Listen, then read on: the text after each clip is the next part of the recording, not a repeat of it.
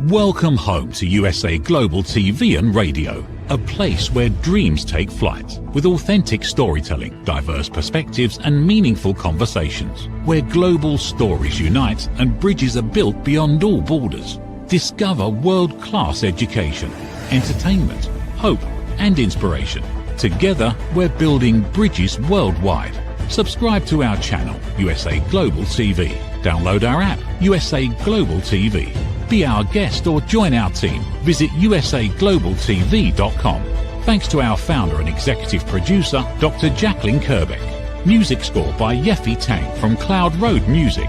Voiceover artist Mike Porter. Creative direction by Paul Garcia. USA Global TV and Radio, your home for global connection. All rights reserved. This video and its contents are the exclusive property of USA Global TV and Radio. Unauthorized use, duplication or redistribution in any form is strictly prohibited.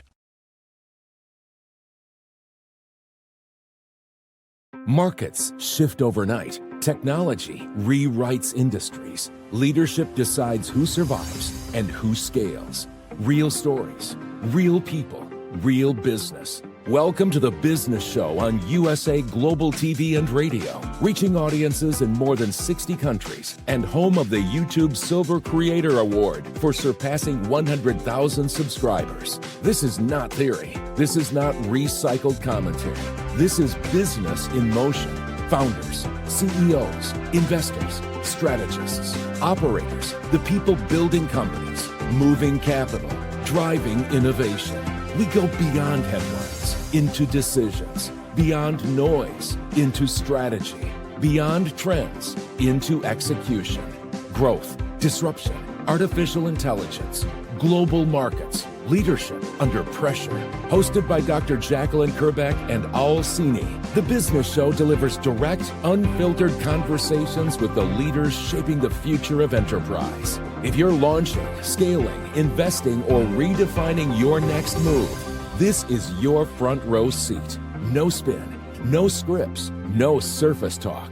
Real stories, real people, real business. This is clarity in motion. This is momentum. This is The Business Show on USA Global TV and Radio.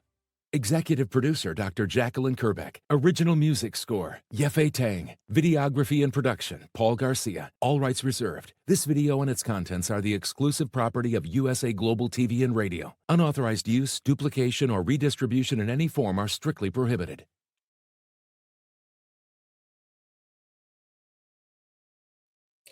Good morning, good afternoon, and good evening. Welcome home to USA Global TV and Radio, where we proudly provide world-class education, entertainment, hope, and inspiration. I'm Dr. Jacqueline Kerbeck, and today's show is The Business Show.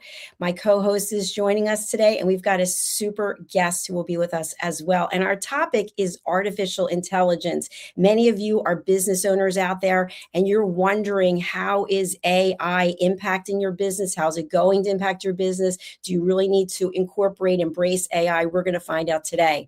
So the co-host and my dear friend and longtime mentor, we've actually been working together, Al Sini, for 7 years on television, believe it or not. His name is Al Sini, and he is an expert when it comes to all things related to project management and technology. He is the founder of ProFit for Teams, and we're going to talk a little bit about that today. And he has been aligned with the major networks across the world, and we'll talk about that as well. They begin with 3 letters or 4 letters. You can figure them out. Okay, welcome to the program, Al Sini. How are you? You know, I'm just fine. Good morning, Dr. Jacqueline. And this is an exciting topic, artificial intelligence. I mean, we picked something that everybody, well, only a few people really are talking about it. It hardly ever ends up in the news. Kidding. It's a gigantic topic, and it's a present, definitely present right here and now topic. It's not a future topic anymore. So now is the time to begin talking about how you can make it work for your business. No, I'm glad to be here. Well, it's a pleasure to have you. We're going to dive into it. We are waiting for our guest, so we're hoping that he's going to join us very shortly. I did hear from him last night, and he said he was looking forward to it. So, Al, we have been together for 7 years broadcasting. Can you believe that? 7 years.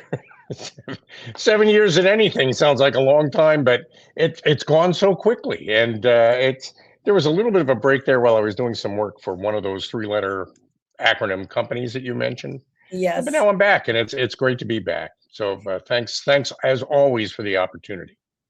Well, thank you. And Al, I'd like us to focus just a little bit when we think about the media industry. So when we started together 7 years ago versus today, there have been a lot of changes. And I believe that AI is probably at the core of this, but it's also about consumer preferences, customer choices. So for example, the network cable television that we've known for so long is going by the wayside in some ways. I know I don't have any cable service. I just have streaming service. And so we've seen a lot of changes. So what is your thought process about the last 7 years when it comes to television and media and some of those changes, especially how they can impact our audience of business owners?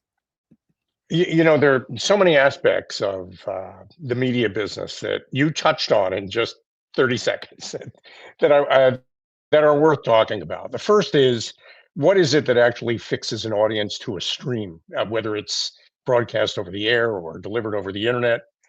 And it still is, in fact, personality. So people bond with the people they know. They tend to want to follow the people they know. And the real value in any network are the stable of what they call talent, especially in the news business, people that the people at home, the people who consume the content have grown to trust and believe in. And that's still true. That's still an important part of audience reactions, audience dynamics in the media business. Now, but what you touched on though is the way it's delivered. It's used to be that you watched the news at 6, that was the local news, and then there was national news at 6:30, and then there was some more news at 7. Now, that used to be the way it worked, and it doesn't work that way anymore. I mean, a big part of the changes in the last 7 years, and especially as it relates to the news business, is that it's just ubiquitous and it's available any time of day. It's an experience you lean into rather than lean back and watch. And that is a huge change in all the networks. Every media company has had to adapt to a world where people go and get what they want when they want it, rather than wait around until it's delivered to them. And that's a huge change in the dynamics of the distribution of content. And of course, technologies sits underneath all that. The way you deliver content now that it's done over the internet rather than over the air has totally changed, and it's changed the way we work with media. And I think these are all. I mean, what we're really talking about today in artificial intelligence are change. And yeah, internet streaming has definitely eliminated to a large extent the transmitter, the way people used to get their content, although that still exists. Kind of like the way the airplane eliminated the railroad and the railroad eliminated the covered wagon. I mean, things happen, change happens at every point in the history of any business. The question is this the end of the world or is this the beginning of the world? And in every one of those cases, and in this case, especially with AI, I think we're talking about the beginning of a new era and not the end of civilization. Even though a lot of people always like to kind of groove on the idea of predicting Armageddon, we haven't had one yet, and nobody wants one, and we're probably not going to get one this time. So, but it does change the way we think, and that's what makes this such an important subject. Thank you, Al. I really appreciate that. Our guest today, David Nicholson, although not here yet, is a professor at the Wharton School of Business. And I happen to be enrolled and taking the Chief Strategy Officer program. And David spoke to us a couple of weeks ago about artificial intelligence. And I want to bring up something that he mentioned so that you and I can get into it. He had a slide that basically referenced back in the day when people were not embracing email. So it was before we had email, and people had all the reasons in the world why they weren't going to use email, and they never really thought that it was going to play a big role. And so my understanding of his presentation in this area was the fact that there's similarity with artificial intelligence in that some people are thinking, oh, we see Amazon using robots to deliver, and we see drones that are delivering, but is it really going to impact my business? And then we see all kinds of information about the fact that everyone's job's going to be wiped out. There are going to be very few jobs left because they're all being replaced by robots. So I'd like to have you talk to our audience about that similarity between embracing and adopting email way back when to today and embracing and adopting artificial intelligence. Do you remember? I don't know if you ever had an AOL account. I You still have one. have one? I do. I'm still like, I mean, it's free, so I still have an account. It's still on my Outlook. I don't check it very often. But I remember you got mail was kind of an exciting, oh my God, I have email. And, but now the big deal is there's actually a letter in your mailbox, a physical letter. So what amazes us these days is what we used to consider routine when it happens, that old fashioned, old school way of doing things is still real and it's still present, but email replaced it, just like the covered wagon, the airplane, the train. I mean, all those things. Technology changes the world we live in. It's the nature of it. But human beings don't really change. And that, to me, is probably the most important point to make. I don't know if you've ever gotten, when you woke up in the morning, a little dialogue box in your brain that said, there's a new version of Brain available. Would you like to download it? Have you ever gotten that, Dr. Jacqueline? Have you ever? we're first of all, I think I decline, especially at my age. But second of all, there is we're still running Brain version 1. We've been running that version of Brain now for a couple 100,000 years. So all this technology changes around the one version of Brain that's available to us. The only thing that really upgrades our brains are new experiences and new learning on new subjects that are novel and that change things around us. So to me, artificial intelligence, just like any technology, is an opportunity to learn something new and use it to enhance the impact that I have or that anybody has on the world that we live in. And I've found it to be very useful from that point of view. And I don't see it. There will definitely be jobs that change and maybe even go away as a result of AI and robotics.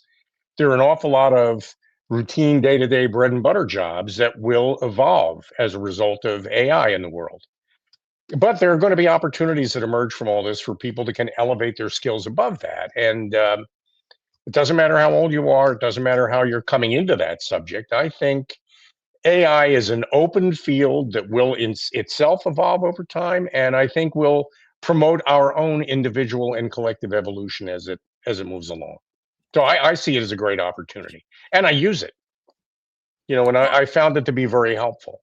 But there's some tricks to using it effectively, and there's some things to avoid that I think are worth talking about. And I know you use it too, don't you?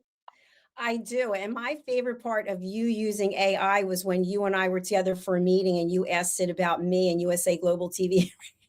And it came back with Yeah. I was like, yay, thank you. Yeah. You're getting your message is getting through. I mean, what does AI know? Any AI platform knows what it knows, and it knows what it knows through Twitter, X, or the web. It knows and also what we tell it. The more we talk about it, the more it learns. It doesn't necessarily share what we say with anybody else. I mean, I keep asking, oh, by the way, the platform I use, and it's probably worth talking about that. I use Copilot, which is they'll never say it, but it's Microsoft's version of ChatGPT, and there are a lot of similarities in those two platforms. I think they have a common ancestor. I use Copilot because I develop on the Microsoft platform software that I use in my business. And Copilot is a Microsoft product, so it knows the Microsoft software ecosphere and all the products, the third-party products that it touches. So if I have a question about whether a particular path or approach is a good idea or not, I can ask Copilot, and Copilot will do all the Googling it needs to do to answer my question. It's very helpful for that. Now, some people say you can use it to write code. I can't. The kind of code I write is more involved than that. It's more custom than that. And even Copilot will tell me, sorry, I can't do that for you. It's too custom. It's too involved. But for routine things, sure, AI can write an app, AI can write an email. I mean, that doesn't necessarily mean we wanted to do all those things, but it certainly is available to do a lot of the drudgery communication, regular routine things that um, I hate to say white collar, but people in our lines of work tend to do every day. And as a result of that, it definitely does lighten the burden of doing the kinds of work we do. So, I'm thrilled with it. I don't see it ever calling me and telling me what to do. Every interaction I've ever had with AI has always been me calling it and saying, this is what I need, and having it come along with that. I guess someday I need to worry about my phone blowing up with messages from Copilot, wanting to know why I haven't done the list of things it told me to do yesterday. Maybe that would be a good thing in my case. I have a partner in my Profit for Teams business who would probably pay Copilot to nag me to get done some of the things I need to get done. That's a nod to Lisa, who may be tuning in. Lisa Manioki is my partner in Profit for Teams.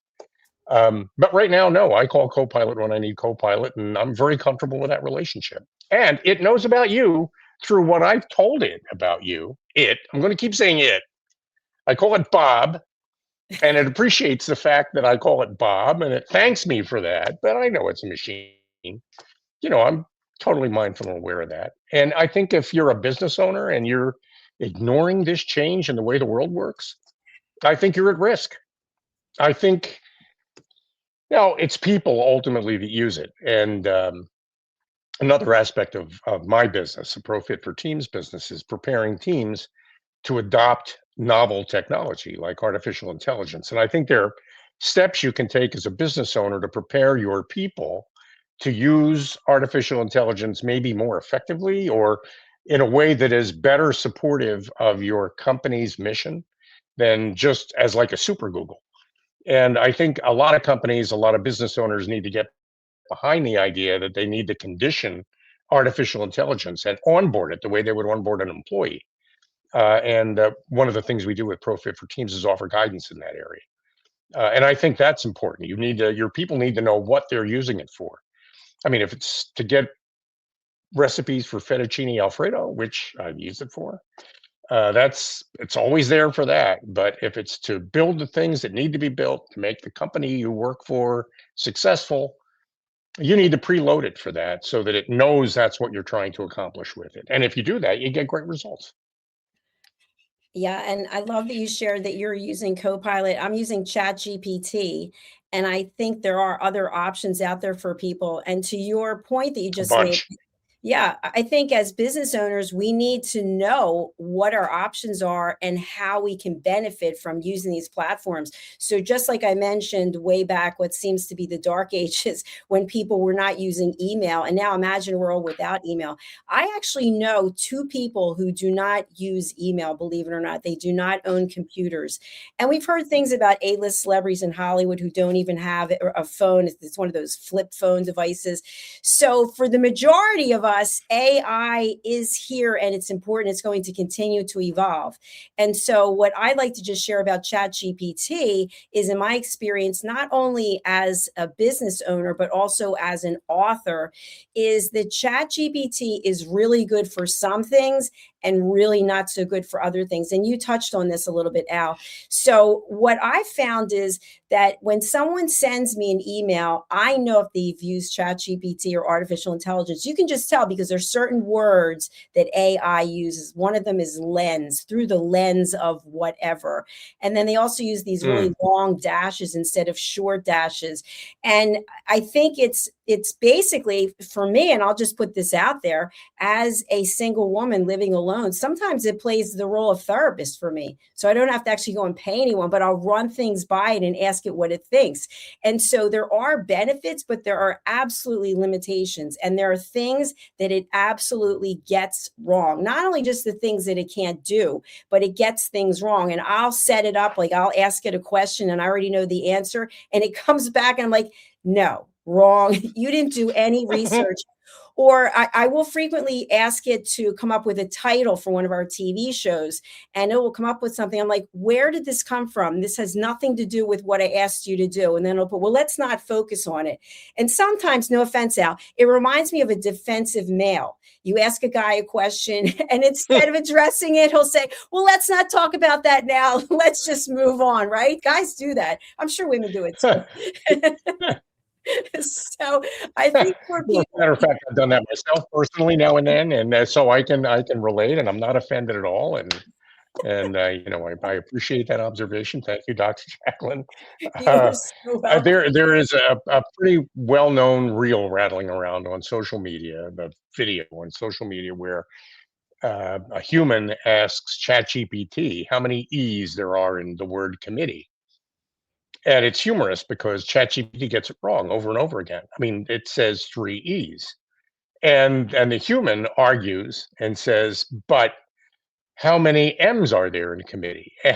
And then it'll say, it comes back and says, oh, I know, it's a tricky question. And sometimes you think it's 2 because you see them side by side, but there are 3 M's in committee, in the word committee. I mean, it gets it wrong over and over again. It actually argues.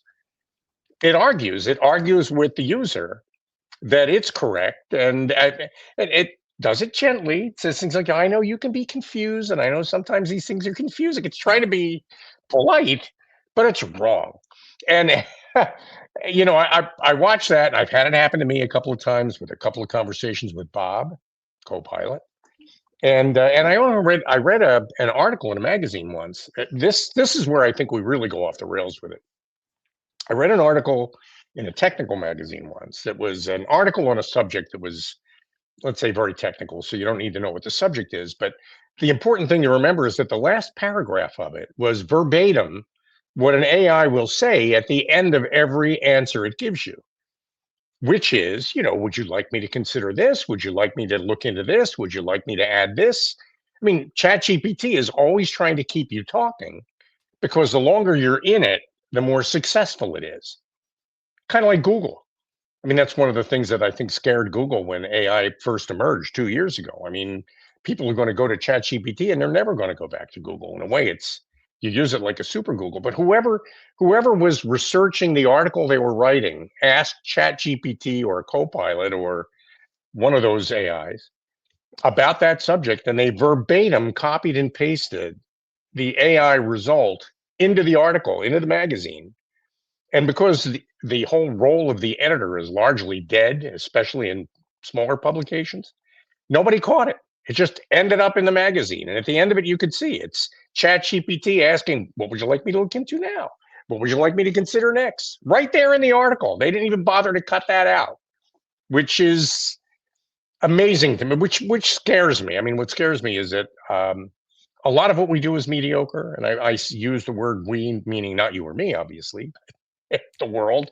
A lot of what we do is mediocre, and artificial intelligence is a wonderful mediocrity machine. It's great at mediocre. It does mediocre really well. And if that's your day to day, well, no wonder you lost your job. That's such a good point, Al.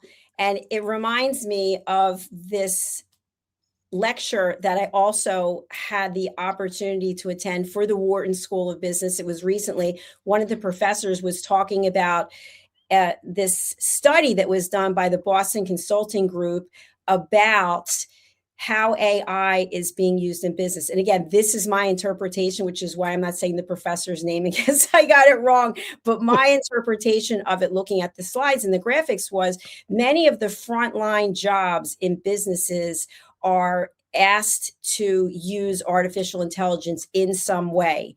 And as a result of this, these people on the front line of the business now have more time at their discretion to do something else.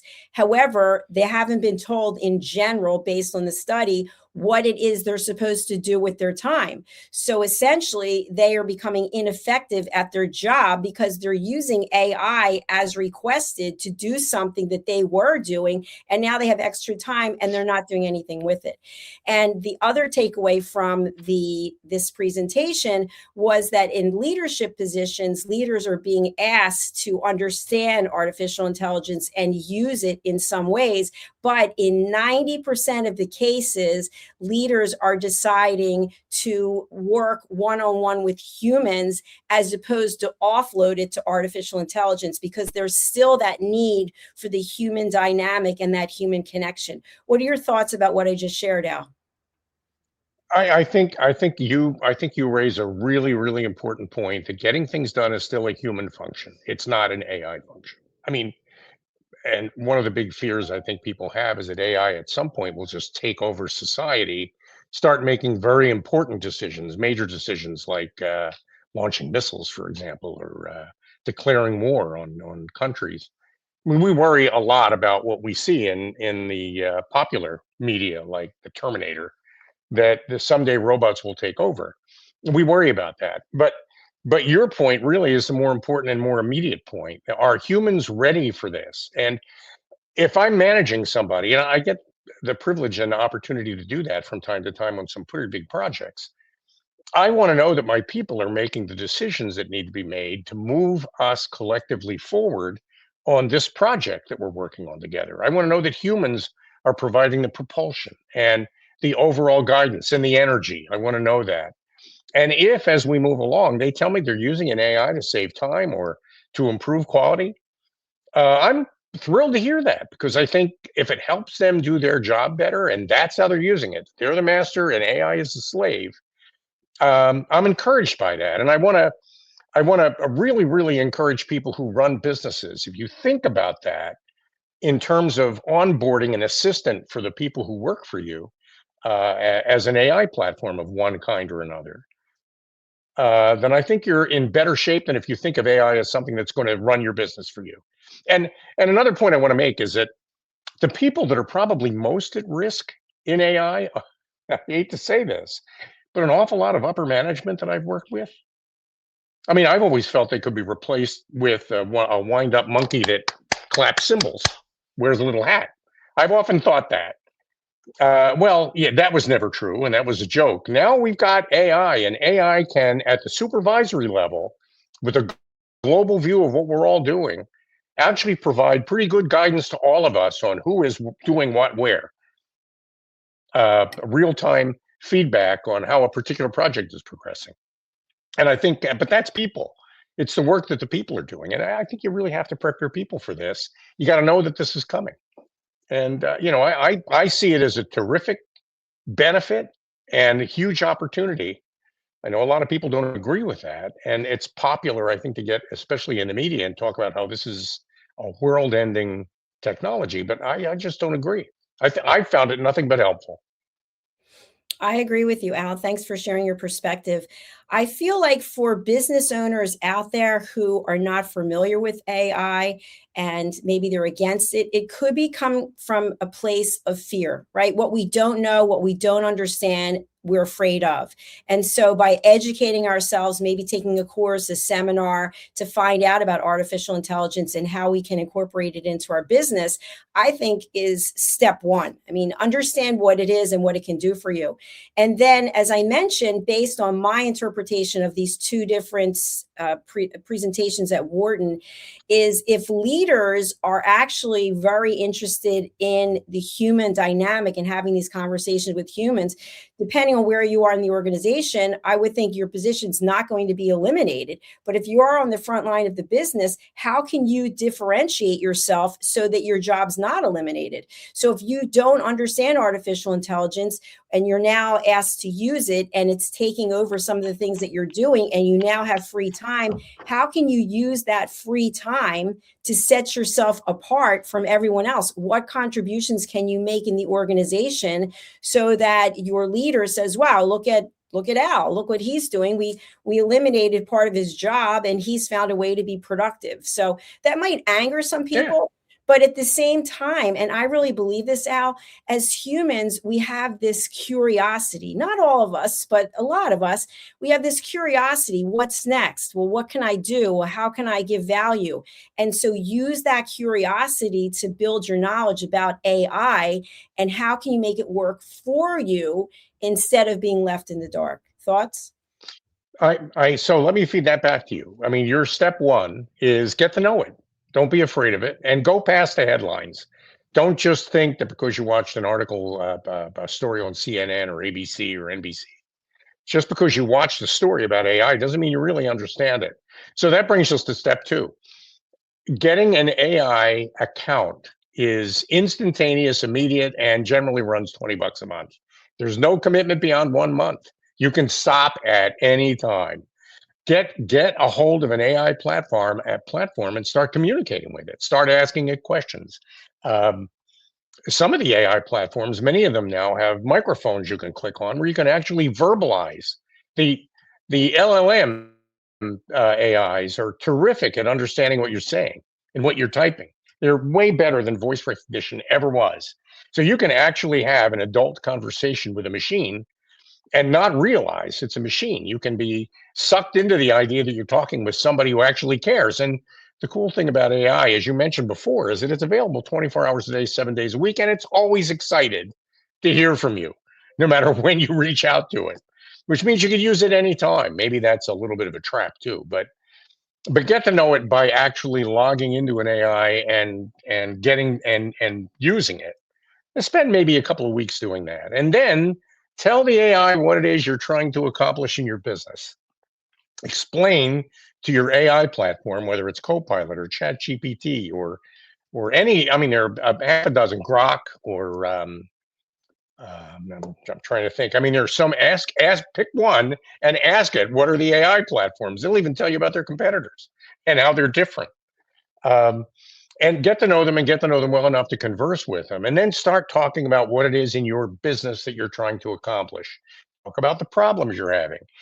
Explain the production problems you're having if you're having them. Explain the sales and marketing problems you're having. You will get back information from an AI that may be better than information you could ever get from any consultant. Speaking as a consultant, I realize that's an embarrassing admission. But you can get back really great information from an AI that actually is often very much on point, that will move you in different directions and actually make you more successful. And it's $20 a month. It's free for all practical purposes. It's definitely worth doing. And then after that, see about how you can maybe weave the whole process of AI into your business, but take charge of the process. Don't onboard it the way you normally onboard an employee. Don't just give it a cubicle and a telephone. Teach it who you are and what you're trying to accomplish. Have it learn from you what it is the difference you're trying to make in the world with your company or in your life. And then ask it to help. And if you do that, I think you get great guidance from. I mean, every now and then, but make sure you read what it says. And don't just do it because it said it, because sometimes it's wrong. But it's always something you don't expect. And that's the unexpected information that you get back from artificial intelligence is what triggers you to become more curious and more successful, which is what you want. So Absolutely. don't hide from it. Get out there and use it. And Al, my understanding is there are And I'm sure different if types. David were here, he'd be offering the same advice. Yes, and what I learned from David is there I'm are sorry. different types of Mhm. artificial intelligence, and I'm not an expert on that. But where I want to really take our audience is if you think back to when we didn't have email, okay, maybe there were early adopters and this was seen as a major innovation, but at some point everyone caught up who wanted to catch up, right? Mhm. Everyone said, okay, I have got to embrace email. Now, imagine today, if you're a business owner and you're conducting a business meeting with someone and you ask for their email to exchange information, like, oh, we don't use email. Oh, okay, that's interesting. I mean, you're putting up a red flag that, okay, why are you not embracing email? So it may come Think back to about the that. same thing. Yeah, it may come back to at some point while we have the innovation, if it's even still that, if it's considered that as an innovation of AI, and people are onboarding the AI in some way or another, and you are not, you will get left behind. And at some point, people will say, well, That's just part of what we're doing, which brings me to our next topic. And this was also brought up during the Chief Strategy Officer program at Wharton, is that apparently there were one or two individuals who have taken the program and they're using AI completely to run their business. So you have the business owner and then you have these bots, and the bots are actually running different aspects of the business like marketing, sales, etc. And then my understanding is this business owner specifically actually holds team meetings with these bots. So now I'm going over to you, Alcini. When we think about teams and incorporating AI to help make teams the most effective they can, you're an expert when it comes with your ProFit for Teams. So where do you see AI playing an important, valid role with teams? People who are already using artificial intelligence will be a little bit ahead of the game as I described this. But for people who've maybe never used it or haven't used it seriously yet, artificial intelligence platforms learn from you through what are called prompts, where a prompt is a paragraph or more than one paragraph, where you explain to the artificial intelligence bot what it is you're trying to accomplish or what it is you're trying to get done. And gradually over time, through these prompts, AI learns about you and what your intentions are and what you imagine the future to be like. And it starts to learn how it might be able to help you achieve that. And so for me anyway, with ProFit for Teams, what we have with ProFit for Teams is a process that asks a group of people to imagine who they are when they're doing their best work on their best day. So everything we do in developing teams starts with a visualization exercise. Imagine this whole team as though we're a single person doing its best work on its best day.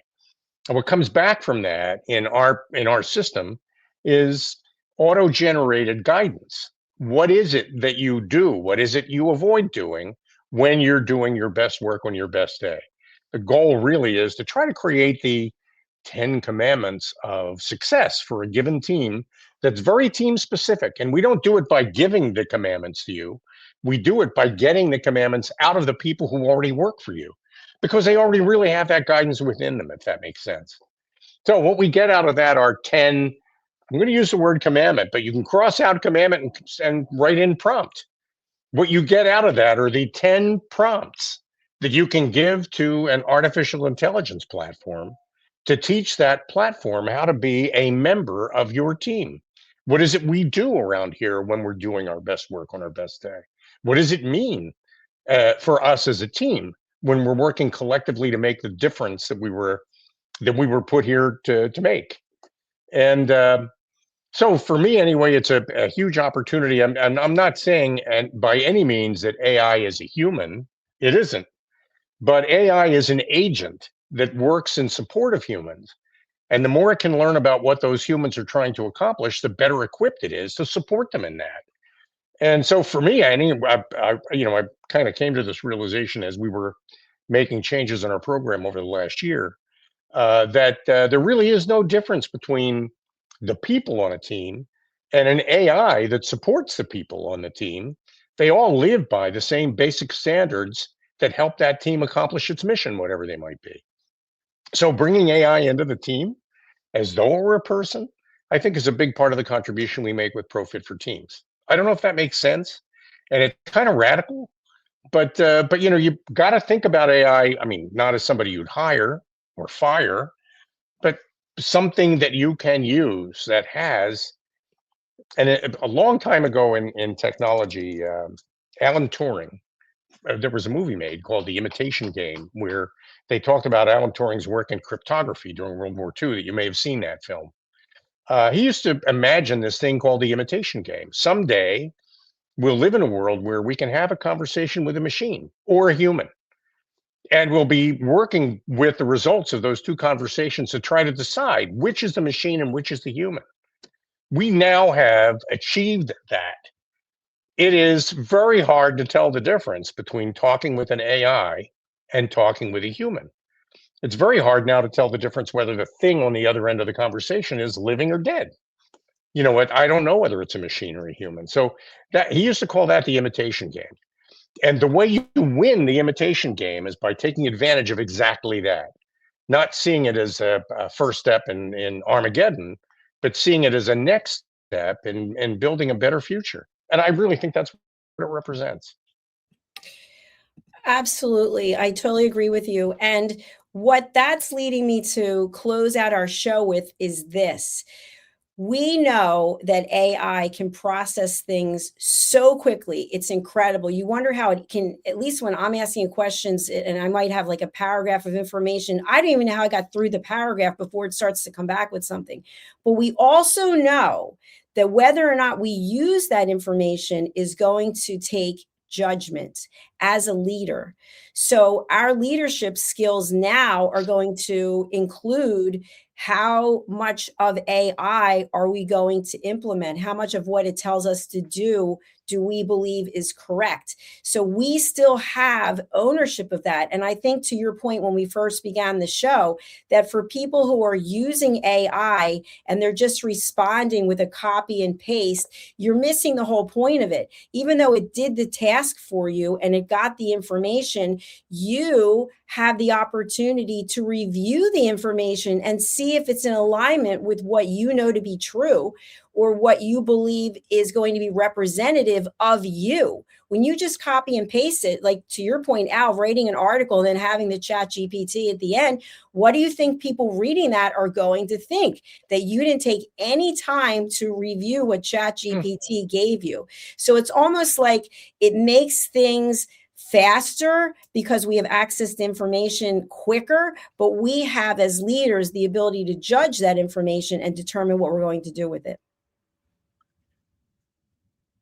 It's such a great point, and just the closing advice: if you don't have an AI account, get Claude, get ChatGPT, Copilot, Grok. Open up an account, invest the $20 for a month, and get to know the technology. It's well worth it. Thank you, Al. What's the best way for people to reach you, and who's a good client for you? I'd love to work with HR directors who are focused on talent development, or with project leaders that are looking for a way to reboot a project they might be working on, or business owners that are looking to pull their team together around a result they're trying to achieve. That is what we do with pro-fitforteams.com. So I invite people to visit us on our website or email me at al@pro-fitforteams.com. And let's start a conversation. Thank you so much, Al. For our friends who are listening later after this streams live on a podcast platform, Al, can you let people know how to reach you on LinkedIn? Yeah, I'm available on LinkedIn. Al, my LinkedIn profile is up there. I guess I'm in Al Cini on LinkedIn. I hope the people watching the program will connect with me on LinkedIn if they haven't already. And I'd love to get to know you, know more about you, and know more about your people and how your people work together. Thank you so much, Al. And we're sorry that our guest wasn't able to make it. Apparently, it was a time change difference. So we will look forward to bringing him back, Mr. David Nicholson, in the future, or bringing him on in the future. Al, thank you for your time. I really do appreciate it. And thanks for the last 7 years. I'm excited to see where we go from here. Thanks for this great opportunity, Dr. Jacqueline. Bye for now. Thank you, everyone, for watching and for being here today. I hope that you took some information away that will help you in your business. We are here for educational purposes. And so if you haven't embraced artificial intelligence, think about taking a course, maybe go to YouTube and watch some videos. But by being afraid of it, you are only putting yourself on the back foot. So if you make a phone call to a company and it's answered by some type of automated system, that could be AI, Siri, AI, Alexa, AI. AI really is everywhere. And so in some ways, my point of this whole show is It makes things much more accessible. It gives us the information much quicker, but we as humans have to decide how will we use that information, or maybe we won't use it at all. But by being unaware of the types of AI, by being unaware of how AI can impact your business, you could be getting left behind because your competitors could be using this as an innovation tool to take their business to the next level. So thank you again for being here. We'll look forward to seeing you for our next episode. If you're new to USA Global TV and Radio, we are in over 60 countries, as the video has in there. And we are also on many platforms. I would like for you to subscribe to our channels on behalf of myself and our team. You can go over to YouTube, where we have 2 channels, USA Global TV and Radio, where we've earned the YouTube Silver Creator Award for surpassing 100,000 subscribers, and also Dr. Jacqueline Kerbeck. You can also watch us on Amazon Fire. You can download our app, USA Global TV. You can watch us on social media, and this program will also be distributed onto LG, Samsung, and Roku. So thanks again for being here. I really do appreciate it. We're going to go over to one of our sponsors, and then we'll be back with our next show. Remember, AI can be your friend. Just learn about it and learn how you can use it and learn what the boundaries are. Setting boundaries is something that we as humans get to do, and it makes a lot of sense. Bye for now. Is it true? Is it kind? Is it necessary? In a world quick to judge, one book dares to reveal the hidden cost of silence. Discover Holy but Harmful, The Silent Sin of Judgment, How Hidden Judgments Destroy Relationships and Damage Lives by Dr. Jacqueline Kerbeck. The Amazon #1 bestseller that's transforming the way we understand ourselves and the way we see others. Pick up the companion workbook to uncover your own hidden judgments and learn how to break free from them. Available now on Amazon and at fine bookstores worldwide. Thank you, viewers and listeners of USA Global TV and Radio, for joining us today. We're honoured to have your time and attention as part of our global community. At USA Global TV and Radio, we believe in the power of authentic conversations, meaningful connections, and creating a world of possibilities together. Want to be part of something bigger? Join our team of elevated listeners at usaglobaltv.com, a space where your voice matters and your ability to listen transforms relationships. Stay connected with us across all our platforms for thought-provoking discussions, expert insights, and empowering stories. Subscribe to our channels at youtube.com/c/USAGlobalTV. Follow us on social media and explore the endless opportunities we're creating for growth, learning, and inspiration. Together, we're not just broadcasting, we're building bridges and changing lives one conversation at a time. For inquiries, contact us at info@usaglobaltv.com. Produced by Executive Producer and Director Dr. Jacqueline Kerbeck. Voiceover by Mike Porter. Creative direction by Paul Garcia. All rights reserved. Visit usaglobaltv.com to view our full terms and conditions.